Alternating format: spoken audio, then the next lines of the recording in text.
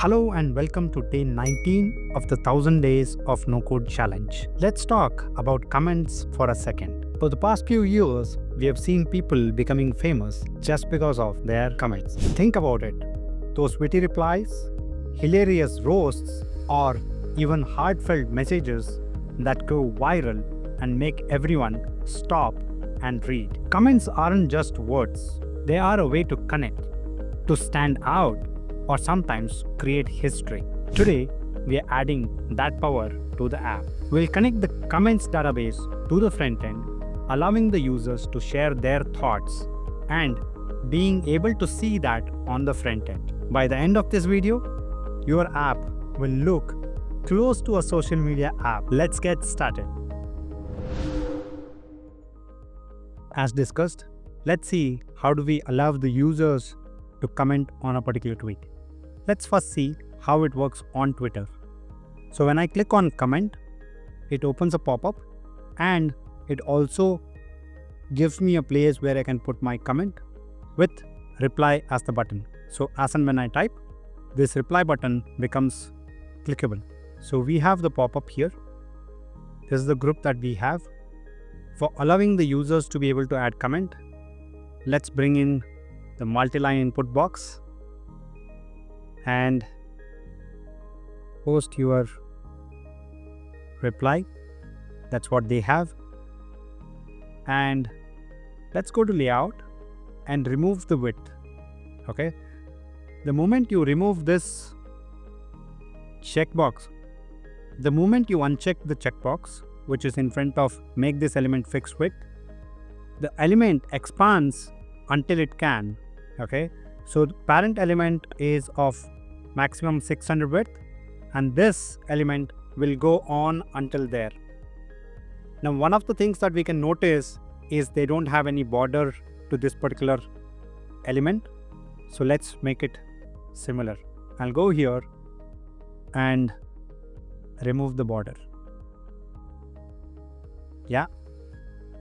And let's also add a button which says reply. Now we want this button to be on the left side. And it also has roundness of 20. Okay. Maybe the width could be 85. Yeah. And probably the height is 35. Again, we are just playing around. Now, let's add some space between here. So we can go to the pop-up tweet comments and check this checkbox and maybe make it as 10. Okay. Now let's add the workflow which will save this comment into the database. So I'll click on reply, go to appearance, add workflow, and what do we have to do? Data, create a new thing. And what are we going to create here? Tweet comments, right? And click on add all fields. What is a comment? Comment is coming from multi-line input, post your replies value, and the linked tweet is pop-up tweet comments tweet. Okay. So when we click on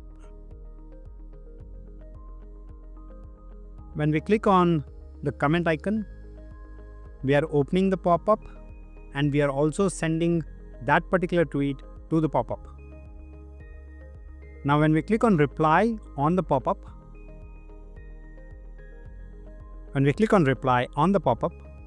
what we are doing is we are creating a new tweet comment and the linked tweet is what we had sent in the previous step, that is pop-up tweet comments tweet. Okay. So let's see if this is working fine.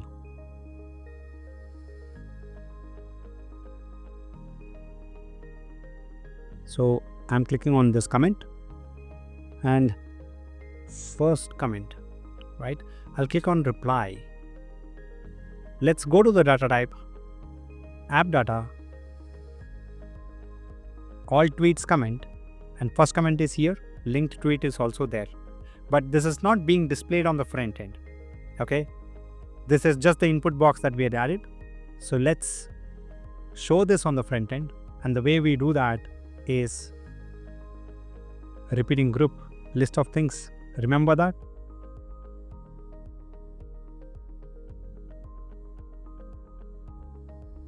It goes below and this comes back here.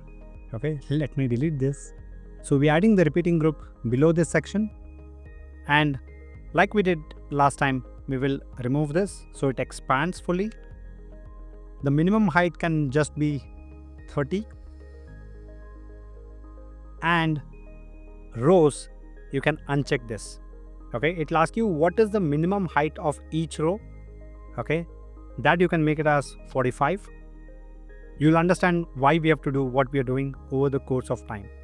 Okay, now this particular repeating group is of type tweet comments, and then do a search for tweet comments where linked tweet equals to parent group's tweet. Now this repeating group has the content, but if it needs to be shown on the front end, we have to add a text box inside and then say insert dynamic data, current cells, tweets, comments, comment. Okay, what we are asking is whatever content the current cell has, that content's comment, show it on the front end. Okay, that is basically tweet comments comment. Okay, and that's why current cells tweet comments comment. Okay, now let's just go here, add some margins so it is not sticking to the corner. Okay, so top could be 5, bottom could be 5, left could be 10, and right could be 10. Now let's check how it is being shown on here. We don't have a border, so let's do the same thing. And also let's remove the fit width to content so it expands until the end, and height will be adjusted based on it. So now let's see if this is already working fine. So when I click on comment here, you can see that my first comment is already come. If I add a second comment, okay, and click on reply, it comes as well.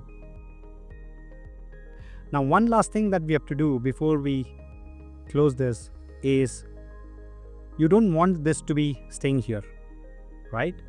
And that's why when we click on reply, we want to reset relevant inputs. And when we do that, when I click on this one and I say third comment, this clears off. We could do one more thing, that is set focus to an input element, and you can set this to multi-line input post your reply. What this does is, once the comment has been added,